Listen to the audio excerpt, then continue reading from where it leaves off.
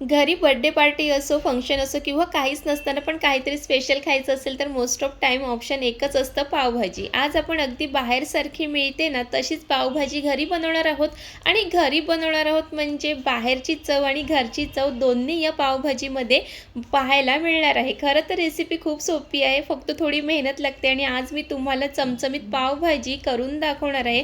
सोबतच पावभाजी बनवताना आपण कोणकोणत्या चुका करतो तेही सांगणार आहे आणि तुम्ही ते पाहू शकतात, की अगदी जसं बाहेर मिळते ना, तशी ही पावभाजी बनवून तयार झाली आणि तितकीच चवीला पण खूपच भारी झाली आहे.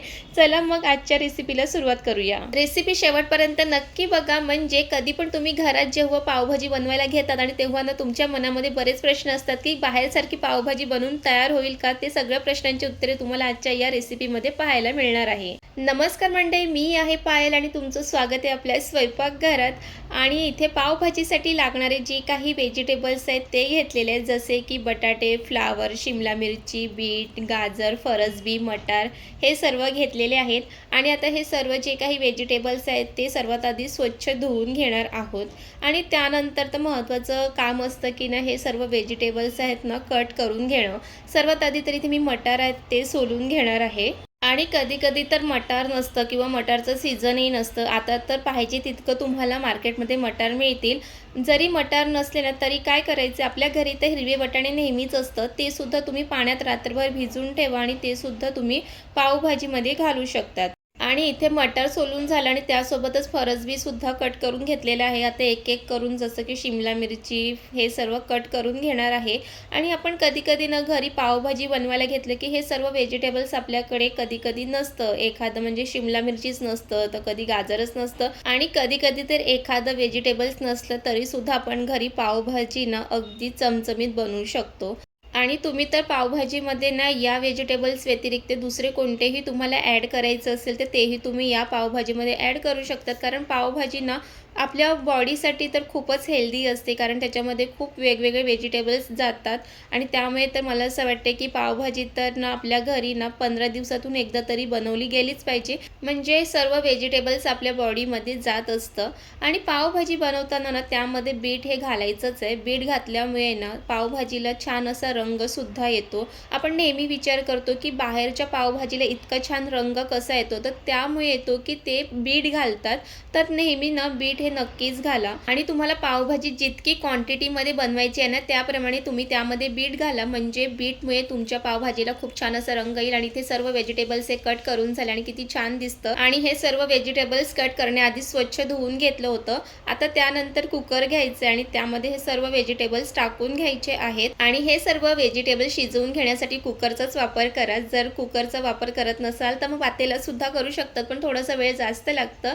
आणि त्यानंतर इथे ना पूर्ण कुकर असं भरून झालेलं आहे, त्यामध्ये पाणी घालायचं आहे आणि कुकरचं झाकण लावून आता छान असं कुकरच्या ना 7-8 शिट्या काढून घेणार आहे. कारण हे जितकं ना व्यवस्थित शिजलं जाईल ना तितकंच ते चांगली अशी पावभाजी ना मॅश होते. त्यामुळे इथे 7-8 शिट्या आता काढून घेणार आहेत. तर चला इथे कुकरसुद्धा ठेवून घेतलेला आहे.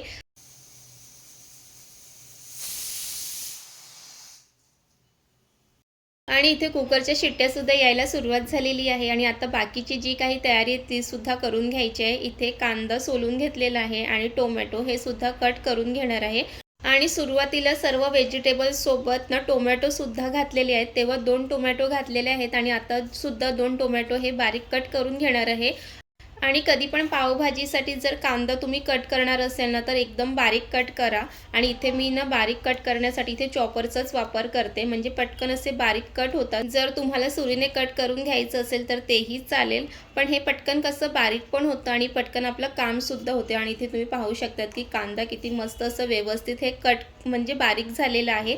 तर चला इथे तुम्ही दाखवते आणि झटपट असं कांदा टोमॅटो हे सुद्धा मी बारीक असं याच चॉपरमध्ये करून घेणार आहे. आणि ह्यातला जो काही अर्धा कांदा आहे तो पावभाजीच्या फोडणीसाठी वापरणार आहे आणि बाकीचा अर्धा कांदा आहे तो पावभाजी खाताना कांदा लागतो त्याच्यासाठी हे वेगळं करून ठेवणार आहे। तर चला इथे तुम्हाला दाखवते की अशा पद्धतीचं हे पावभाजीसाठी बारीक कांदा असलं पाहिजे। तर आता हे ह्यातलं अर्धा कांदा आहे ते मी साईडला करून ठेवते, नाहीतर मग एकत्र ठेवलं तर मग ते फोडणीला घातलं जाईल। आणि एका बाजूला कुकरच्या शिट्यासुद्धा चालू आहेत आणि त्यानंतर इथे एक वाटणसुद्धा करून घ्यायचं आहे। त्यासाठी भरपूर असं लसूण, आलं आणि मिरची याचं असं वाटण करून घेणार आहे आणि हे वाटण मी खलबत्त्यामध्ये एकदम बारीक असं करून घेणार आहे। आणि त्यानंतर एका साईडला कुकरच्या शिट्ट्या येऊन कुकरसुद्धा थंड झालेलं आहे। ओपन करून बघून घेऊया की जे काही व्हेजिटेबल्स आहेत ते व्यवस्थित शिजलेले आहेत की नाही। चला तुम्हाला मी इथे दाखवते आणि तुम्ही इथे पाहू शकतात की व्हेजिटेबल्स आहेत ते छान असे शिजलेले आहेत आणि जितकं जास्त शिजलेलं असतील ना ते आपल्याला मॅश करायला इझी पडतं। आणि त्यानंतर आहेत ते हे व्हेजिटेबल्स आहेत ते कुकरमधून एका प्लेटमध्ये काढून घ्यायचं आहे। आणि हे व्हेजिटेबल्स जर व्यवस्थित शिजलेले नसेल तर मग परत कुकरच्या 2-3 शिट्या काढून घ्यायच्या आहेत। आणि इथे एक 7-8 शिट्या काढलेले होते आणि इथे व्यवस्थित असे हे व्हेजिटेबल शिजलेले आहेत। आणि ह्यामध्ये जो काही कुकरमध्ये पाणी आहे ना ते पाणी फेकून द्यायचं नाही, कारण आपल्याला नंतर पावभाजीमध्ये तेच पाणी घालायचं आहे। आणि चला इथे हे सर्व काढून झालेलं आहे आणि एका साईडला कुकरमध्ये पाणीसुद्धा ते तसंच ठेवलेलं आहे। आणि त्यानंतर तर आता खरी मेहनत असते ती पावभाजीला। आणि पावभाजी जितकी जर तुम्हाला चविष्ट पाहिजे असेल ना तर हे व्यवस्थित मॅश करून घेतलं पाहिजे। जितकं बारीक मॅश करतील ना तितकीच ती पावभाजीसुद्धा चवीला भारी लागते। आणि भाजी मॅश करून घेण्यासाठी जर मॅशर नसेल तर तुम्ही त्या ठिकाणी ग्लाससुद्धा घेऊ शकतात। आणि हे सर्व करत असताना थोडं मेहनत लागते, पण पावभाजी खायला आवडत असेल तर इतकी तर मेहनत ही केलीच पाहिजे। आणि जर व्हेजिटेबल्स व्यवस्थित शिजलेले असेल ना तर हे मॅश करायला पण जास्त काही वेळ लागत नाही। तर इथे मी पटापट असे ही पावभाजीची जी भाजी आहे ती व्यवस्थित अशी मॅश करून घेणार आहे। आणि तुम्ही इथे पाहू शकता की किती मस्त अशी ही भाजी आहे ती मॅश झालेली आहे। आणि इथे फायनली भाजी ही मॅश करून झालेली आहे आणि तुम्हाला मी इथे दाखवते। इथे तुम्ही पाहू शकतात की किती बारीक अशी ही मॅश झालेली आहे। आणि त्यानंतर मग आता झटपट अशी पावभाजी बनवायला घ्यायची आहे। सर्वात आधी तर अशी पसरट कढई घ्यायची आहे किंवा पसरट असं पातेलं घ्यायचं आहे आणि त्यानंतर गॅसवर ठेवायचं आणि त्यामध्ये तेल घालायचं आहे। तेल व्यवस्थित गरम होऊन द्यायचं आहे आणि बारीक करून घेतलेला कांदा आहे ना तो त्यामध्ये घालायचा आहे। आता पावभाजी जितकी क्वांटिटी असेल ना त्याप्रमाणे त्यामध्ये कांदा घालायचा आहे आणि कांदासुद्धा व्यवस्थित असं परतून घ्यायचं आहे मंद आचेवरती। आणि कधी पण पावभाजी करत असताना त्यामध्ये आलं, लसूण, मिरची याचं वाटणसुद्धा घालायचं, ते सुद्धा एकदम बारीक असं करून वाटण घालायचं आहे। बहुतेक जण पावभाजीमध्ये वाटण घालत नाही, पण वाटण हे नक्कीच घालायचं आहे। वाटणसुद्धा छान परतून घ्यायचं आहे, जो काही लसणाचा कच्चापण आहे तो निघून गेला पाहिजे। आणि त्यानंतर जो काही टोमॅटो आहे तो सुद्धा बारीकच घालायचे। पावभाजीमध्ये जे काही तुम्ही घालेल ना ते सगळं बारीक करूनच घालायचं आहे। आणि त्यानंतर इथे टोमॅटोसुद्धा छान असं शिजवून घ्यायचं आहे आणि टोमॅटोचं चमच्याने फोडून सुद्धा घ्यायचं आहे। आणि इथे कांदा, वाटण, टोमॅटो छान परतून झालेले आहे। आणि त्यानंतर मग घरातली मसाले जसं की घरगुती मसाला, काश्मीरी मसाला, मीठ, हळद आणि पावभाजी मसाला घालायचा आहे। आणि ह्यामध्ये काश्मीरी मसाला घातला की अजून छान पावभाजीला छान असा रंग येतो, त्यामुळे काश्मीरी मसाला हे घालायचंच आहे। आणि पावभाजीचा गरम मसाला आहे तो सर्व मसाल्यासोबत सुद्धा घालायचा आहे आणि शेवटी सुद्धा घालायचं आहे, कारण शेवटी सुद्धा पावभाजीचा गरम मसाला घातला की पावभाजीला खूप छान चव येते। आणि पावभाजीचाच गरम मसाला वापरा, बाकी दुसरं नका घालू, कारण पावभाजीच्या मसाल्यामुळे पावभाजीला खूप छान चव येते।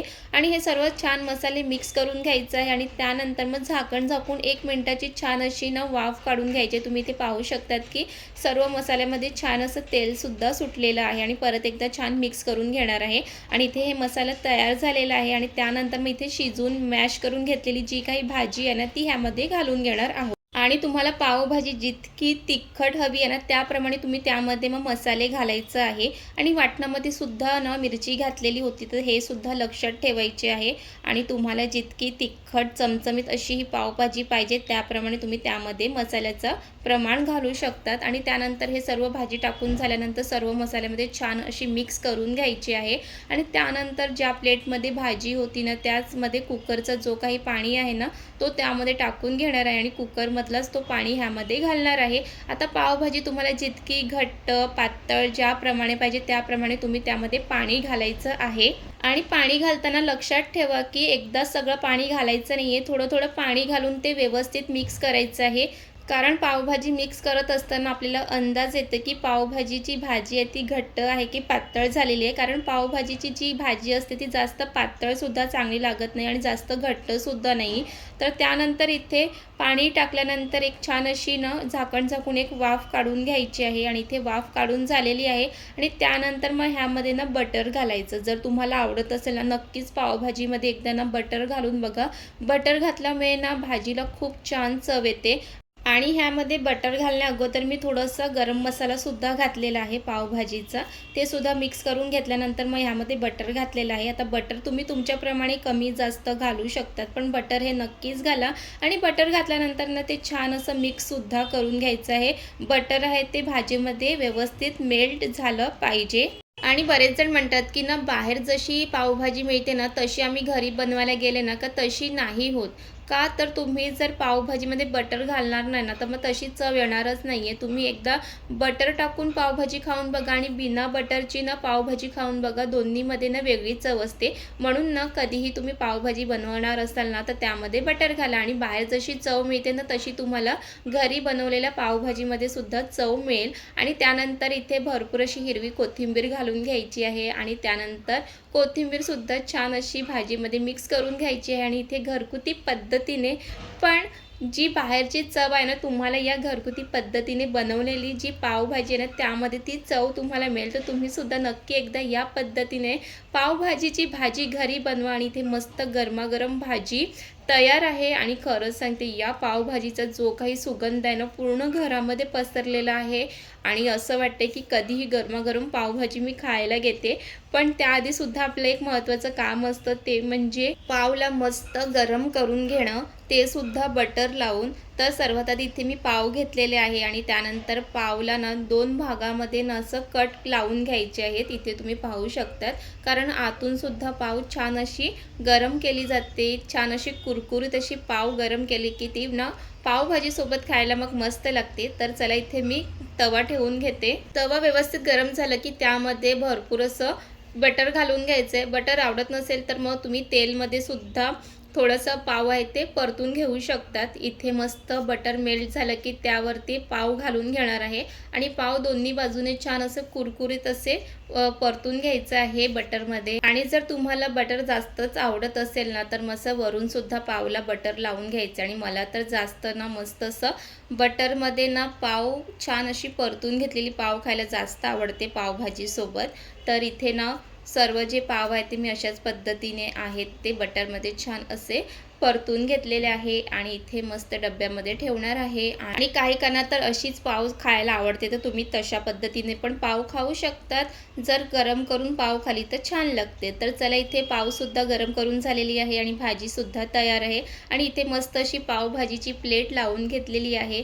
पाव, भाजी, कांदा, लिंबू हे सर्व घेऊन बसायचं आणि मस्त पावभाजीवरती ताव मारायचं.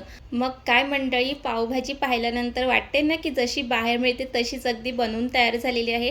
आणि पावभाजी खाताना परत थोडंसं बटर वरून घालायचं. आणि खूप सोपी रेसिपी आहे. आणि तुम्ही एकदा अशा पद्धतीने जर पावभाजी बनवली तुम्हाला बाहेरची चव ही या पावभाजीमध्ये खायला मिळेलच. तुम्हीसुद्धा एकदा नक्कीच या पद्धतीने बनवून बघा.